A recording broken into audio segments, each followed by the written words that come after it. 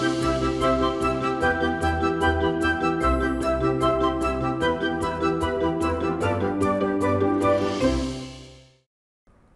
And welcome. मैं हूं प्रियंका संभव। हर शाम को 4 से 5 बजे के बीच आपके लिए लाइव शो लेकर आती हूं, जहां हमारे एक्सपर्ट जुड़ते हैं और आपके म्यूचुअल फंड सिप से जुड़े तमाम सवालों को, सारे कन्फ्यूजन को हम दूर करते हैं। वैसे जब बात इन्वेस्टमेंट की होती है तो ये एक लॉन्ग टर्म कमिटमेंट होता है। लंबे समय में हमेशा सब कुछ वैसा ही चले जैसा आपने सोचा है, ये ज़रूरी नहीं है। कई बार ऐसे सिचुएशन आकर खड़े हो जाते हैं जब आप चाहकर भी अपने निवेश को कंटिन्यू नहीं कर पाते हैं, जैसे नौकरी छूट जाए, कोई बीमारी या एक्सीडेंट हो जाए, या फिर किसी भी तरह की फाइनेंशियल क्राइसिस जो कहीं ना कहीं आपके इन्वेस्टमेंट पर ब्रेक लगा देती है। अगर आपको म्यूचुअल फंड में सिप निवेश को बंद करने का ही एक ऑप्शन बचता है तो फिर आपको क्या करना चाहिए?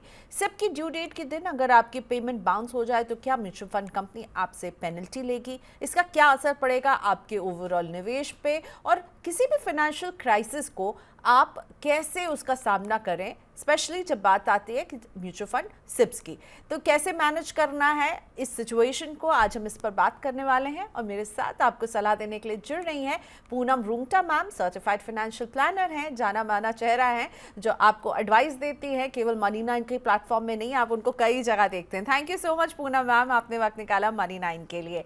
और दिस इज द टाइम, अगर आपको पूनम मैम से डायरेक्टली सवाल पूछना है तो लाइव क्वेश्चंस भी आप हमें भेज सकते हैं। लाइव क्वेश्चन आप कैसे भेजें?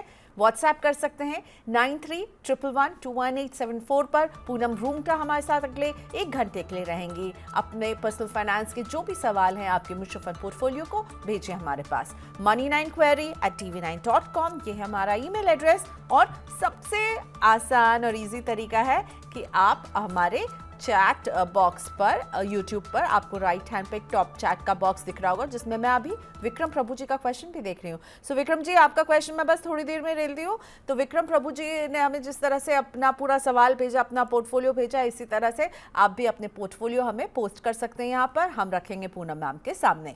लेकिन सबसे पहले मैं ये जानना चाहती हूँ कि अगर फाइनेंशियल क्राइसिस हो जाए और आपको म्यूचुअल फंड सिप, जो एक रेगुलर निवेश होता है, जो हमारे एक्सपर्ट्स हमेशा कहते हैं लंबे समय तक आपको करना चाहिए, उसमें ब्रेक लग जाए, तब क्या होगा? यही आज हम बात करने वाले हैं। पूनम मैम, वित्तीय संकट की वजह से अगर सिर्फ इंस्टॉलमेंट की पेमेंट कोई नहीं कर पाता है तो उस समय आप लोग उन्हें क्या सजेस्ट करते हैं कि आप कोई एक फाइनेंशियल क्रंच में और उसे लग रहा है कि भाई अब मेरे लिए फॉर द टाइम बीइंग इसे कंटिन्यू करने में दिक्कत आएगी और मुझे इसे रोकना पड़ेगा, मैं शायद इसको बंद कर दूं, पैसे निकाल लूं, आप क्या सलाह देती हैं? देखिए, सबसे पहले तो प्रियंका, जब हम इमरजेंसी फंड्स की प्लानिंग करते हैं तो उसमें हमारे एसआईपी पे आउट्स को भी काउंटर इन करते हैं कि जब हम इमरजेंसी फंड्स में हम नॉर्मली कहते हैं कि आपके महीने के घर खर्च के जितने भी रुपए हैं, तो खर्च से मतलब है कि डे टू डे एक्सपेंसेस के साथ आपके जो कंपलसरी पे आउट्स हैं, लाइक योर ईएमआईज, वो आपको कंसिडर करनी है। और साथ ही एसआईपी भी कंसिडर करें, ताकि आपको वो आपके इमरजेंसी फंड का पार्ट रहेंगे तो आपको कभी भी वो प्रॉब्लम नहीं आएगी। और जो भी 3 से 6 महीने का समय या 6 से 9 महीने का समय आपने चुना है कि आपकी इमरजेंसी फंडिंग इतनी होनी चाहिए, तो उसमें अगर एसआईपी इंस्टॉलमेंट भी इनकॉर्पोरेटेड है तो आपको कभी भी ये दिक्कत नहीं आएगी। प्रियंका, सबसे पहले हर एक को अपनी इमरजेंसी फंड में अगर एसआईपी अमाउंट को इंक्लूड नहीं किया है तो उसे कर लें। और साथ ही वित्तीय संकट आता है तो एसआईपी ही सबसे पहले, सबको लगता है कि इतना फ्लेक्सिबल प्रोडक्ट है और उसे हम सबसे पहले वहां पैसा का आउटगो बंद करते हैं ताकि हमारा पैसा दूसरे जो भी इमरजेंसी आए उसमें यूज करें। तो मुझे लगता है कि वो लास्ट रिसोर्ट होना चाहिए। एसआईपी सबसे ज्यादा फ्लेक्सिबल है ही, मगर वो सबसे बेहतरीन टूल है एवरेज आउट करने के लिए, और कंपाउंडिंग का जो बेहतरीन फायदा जो लॉन्ग टर्म में बनता है, तो उससे मुझे लगता है कि ब्रेक ना करें तो अच्छा होगा। पर अगर ब्रेक करना ही पड़ता है, पड़े, और तो उसमें भी हमारे पास बहुत सारी चॉइसेस। ओके, सो अब ब्रेक करना भी पड़ता है तो बहुत सारी चॉइसेस हैं। इस पर मैं चाहूँगी आप थोड़ा सा एक्सपैंड कीजिए। पर पूनम मैम की 2 बातें। सबसे पहले इमरजेंसी फ़ंड, जिस पर पूनम मैम और मैं बहुत बार बात भी कर चुके हैं। आपके पास हमेशा से एक इमरजेंसी फ़ंड की तैयारी होनी चाहिए, जिससे कि आपके कुछ महीनों का खर्चा एज इट इज़ चलता रहे। इसीलिए एक्सपर्ट्स कहते हैं एक साल तक का खर्चा, पहले 6 महीने था, कोविड के बाद मैंने देखा एक्सपर्ट्स ने बढ़ाया, तो 1 साल तक के खर्चे का पैसा आपको इस इमरजेंसी फंड में ज़रूर रखना चाहिए, ताकि इस तरह की फिनेंशियल इमरजेंसी में आपको अपने सिप जैसे इन्वेस्टमेंट्स को नहीं रोकना पड़े। और रोकना पड़ रहा है तो ये आपका लास्ट रिसोर्ट होना चाहिए। पहले आप देखिए कि क्या कैसे मैनेज होगा। फिर अब पूनम मैम, आपने कहा बहुत सारे ऑप्शन हो सकते हैं सिप रोकने के। सो क्या ऑप्शन हो सकते हैं? क्योंकि मैं सिंपली बंद कर दूंगी, अपने बैंक को कहूंगी कि अब मैं ये पेमेंट नहीं करूंगी, आप इसको स्टॉप कर दीजिए, ऑटो डेबिट लगा हुआ है। और अब इसको रोकने पर ऑब्वियसली जो रिटर्न की मैं उम्मीद कर रही थी कि मैं अगर इसे इतने साल बाद निकालूंगी तो वो रिटर्न पर तो ब्रेक लग ही जाएगा, और मैं इसे सिंपली जाके स्टॉप कर दूंगी, बैंक को जाके मैंडेट दे दूंगी कि भाई आप ये पेमेंट नहीं जाए। देखिए प्रियंका, अगर 1 या 2 महीने की बात है ना, तो आपको कुछ करने की जरूरत नहीं। अगर आपके बैंक में बैलेंस नहीं है तो जो भी एसआईपी की डेट जिसपे हिट होगा आपके बैंक में एज पर द मैंडेट, और बैलेंस न रहने पर वो ऑनर नहीं होगा और आपकी एसआईपी हिट नहीं होगी और आपका इन्वेस्टमेंट नहीं होगा। ऐसे 3 कंसेक्यूटिव मंथ आपका अगर जारी रहता है तब तक कोई बात नहीं है, आपकी एसआईपी बस मिस होगी।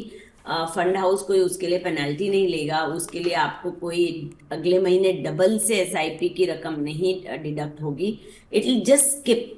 और उसके बाद अगले महीने में अगर आपके अकाउंट में बैलेंस है तो वो ऑनर हो जाएगी और आपका इन्वेस्टमेंट बरकरार हो जाएगा। सो अगर 1 या 2 महीने की बात है और आपके अकाउंट में बैलेंस नहीं है तो आप let it just hit and skip from the bank, आप ये कर सकते हैं।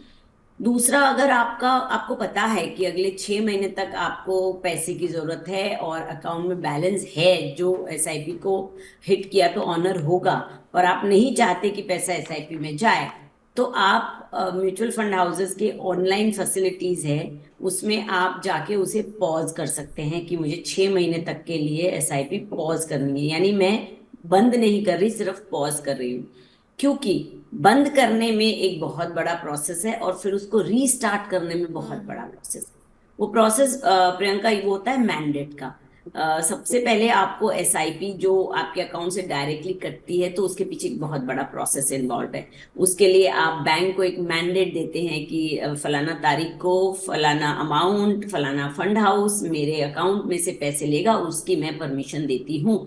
ऐसा मैं एक मैंडेट रजिस्टर करवाती हूँ मेरे बैंक के साथ, जो बैंक आपकी पूरी डिटेल्स चेक करके, आपकी सिग्नेचर्स मैच करके, जो भी ऑनलाइन आपकी डॉक्यूमेंट्स है उसको चेक करके उसको रजिस्टर करता है। और उस पूरे प्रोसेस में मिनिमम 15 डेज, 7 to 15 डेज लग सकते हैं। कई बार कोई कोई बैंक 1 महीना भी लगाता है। तो आपने देखा होगा कि अगर आपको एसआईपी स्टार्ट करनी है और आपको एसआईपी डेट तुरंत चाहिए तो एडवाइजर्स आपको नहीं दे पाते। वो कहते हैं कि जी कम से कम आपको 10 दिन बाद की डेट लेनी होगी। तो वो पूरा प्रोसेस करना पड़ता है। और same thing goes for stopping also, unregister करना पूरा का पूरा। तो मैंडेट फिर से बैंक के पास जाता है, बैंक को आप कहते हैं कि जी ये जो मैंने किया हुआ था ये आप कैंसिल करिए, मुझे अब नहीं चाहिए, तो फिर वो वापस पूरा प्रोसेस होता है। So lot of processes involve. So आप सिंपली एक पॉज कर सकते हैं, फंड हाउस को कह सकते हैं कि मुझे अगले 6 महीने तक एसआईपी नहीं ऑनर करनी, तो आप उसे पॉज भी कर सकते हैं। ओके, सो हम लोग बेसिकली क्या होता है, सिप के लिए हम ऑटो डेबिट जो है वो मैंडेट देते हैं अपने बैंक को। एक बहुत प्रोसेस होता है, तो आप एक बार उसे क्लोज करेंगे फिर रीस्टार्ट आप करेंगे, तो इससे अच्छा होगा कि आप सिप पॉज का विकल्प लें। सो मैम, ये जो सिप पॉज है पूनम मैम, इसका प्रोसेस क्या होगा? ये तो मैं जाकर के सीधा कंपनी को बताऊंगी ना कि भाई आप इतने समय के लिए पॉज कीजिए, सो दैट वो डिमांड रेज नहीं करेंगे। कितना समय लगता है पॉज करने में? ये प्रोसेस कितने समय में पूरा होगा जब मैं कंपनी के पास जाके कहती हूँ कि आप मेरे म्यूचुअल फंड की सिप को पॉज कर दीजिए? अगर आप पॉज कर रहे हैं आज, फॉर एग्जाम्पल टुडे इज 28 और आपकी एसआईपी डेट भी 28 है, तो वो आपकी ऑनर हो जाएगी, वो रुकेगी नहीं। सो एटलीस्ट 7 डेज का आप समय दें आपकी जो एसआईपी डेट है, और उस डेट के हिसाब से आप पॉज करेंगे। And same goes for stopping also Priyanka. अगर आपने स्टॉप मैंडेट दिया है आज और आपकी SIP date for example 1 week बाद की है और बैंक में अनरजिस्टर अभी नहीं हुआ है, तो आपका एसआईपी चला जाए। So you have to give it a time, 15 days का टाइम आपको देना पड़ता है। पर पॉज एसआईपी आप बैंक में नहीं दे रहे हैं, आप म्यूचुअल फंड कंपनी को इतला कर रहे हैं, तो वो लोग आपका 1 हफ्ते के अंदर आपकी एसआईपी को पॉज कर सकते हैं। प्रियंका, साथ ही एसआईपी को कंटिन्यू करने के लिए एक और तरीका है जिसे हम यूज करते हैं, वो है कि to to not to break the averaging, अगर आपकी लंबे समय से एसआईपी चल रही है और ऑलरेडी उसमें प्रॉफिट्स जनरेट हुए हैं और आप किसी वजह से इस महीने एसआईपी नहीं कर सकते या अगले 2-3 महीने नहीं कर पाएंगे, तो आप एवरेजिंग को बरकरार रखने के लिए, रुपी कॉस्ट का एवरेजिंग का जो फॉर्मूला है उसको ऑनर करने के लिए, आप अपनी एग्जिस्टिंग एसआईपी से सिर्फ अगले 3 महीने की एसआईपी जितनी रकम रिडीम करके उसे भी री इन्वेस्ट कर सकते हैं। सो ये भी एक तरीका हो सकता है एसआईपी को कंटिन्यू रखने। ओके, सो इंस्टेड ऑफ आप स्टॉपिंग या पॉजिंग उसमें से पैसे निकाल करके उसको री इन्वेस्ट आप कर देंगे, और अगर आप सिर्फ नहीं पे करना चाहते हैं तो फिर आप पॉज का ऑप्शन जो है वो चूज करेंगे। अच्छा, आपने पहले भी कहा पूनम मैम, तो म्यूचुअल फंड कंपनी अगर मेरी सिप नहीं जाती, जिस दिन वो हिट करती है वो डेट जब मुझे पैसे देने और मेरे अकाउंट में वो बैलेंस नहीं है और सिप नहीं पेमेंट कर पाती हूँ, ऑनर नहीं करती हूँ उस पेमेंट को, तो वो मुझे कुछ पीनलाइज नहीं करेगी, वो कुछ मुझसे चार्ज नहीं लेगी? That is the beauty of SIP. मतलब इतना इजी इन्वेस्टमेंट, इतना ट्रांसपेरेंट और इतना स्ट्रेस फ्री मुझे नहीं लगता कोई भी और ऑप्शन अवेलेबल होगा। यही ब्यूटी है एसआईपी की। अगर आपके अकाउंट में बैलेंस नहीं है और अब वो डेट आ गई है आपकी और वो हिट करती है, म्यूचुअल फंड कंपनी आपको कुछ पेनलाइज नहीं करेगी। हालांकि कुछ बैंक्स हैं जो ईसीएस ऑनर न होने के चार्जेस आपको लगा सकते हैं, वो भी कुछ ही बैंक्स लगाते हैं, सब बैंक्स नहीं लगाते। वो थोड़ा बहुत आपको चार्ज कर सकते हैं, बट म्यूचुअल फंड कंपनी कहती है कि अगर आपके अकाउंट में पैसे नहीं है तो हम भाई वापस आपको पैसे नहीं लेने वाले हैं, ये आपका नुकसान है, मेरा नुकसान नहीं है, एज सिंपल एज दैट। सो और आपको 3 चांस मिलते हैं उसमें, राइट? मतलब 3 बार अगर आप स्किप करेंगे तब आपकी सिप डिसकंटिन्यू होगी, राइट? आपको 3 consecutive months, okay. Consecutive months अगर होता है तो आपको इत्तला करी जाती है। आपको म्यूचुअल फंड कंपनी वाले आपको मैसेज भेजते हैं कि देखिए 3 कंजिक्यूटिव मंथ से आपकी एसआईपी ऑनर नहीं हो रही है, तो अगले महीने से हम उसको डी रजिस्टर कर देंगे, हम उसको कैंसिल कर देंगे। तो it is all very much in transparency और काफी प्रोसेस ड्रिवन है। तो 3 कंजिक्यूटिव मंथ, अगर आपने 1 महीना किया, 2 महीना नहीं किया, फिर 1 महीना कर लिया, तो आपकी चालू रहेगी। बट कंजिक्यूटिव मंथ्स किया तो फिर बंद हो जाएगा।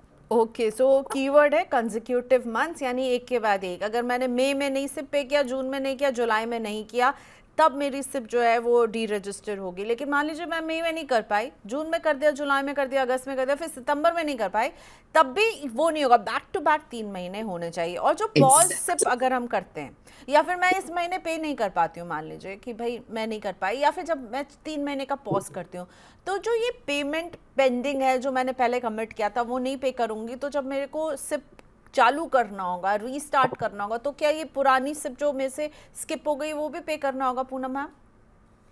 नथिंग नथिंग, वो पॉज मतलब बंद, उतने टाइम के लिए पॉज हो गई।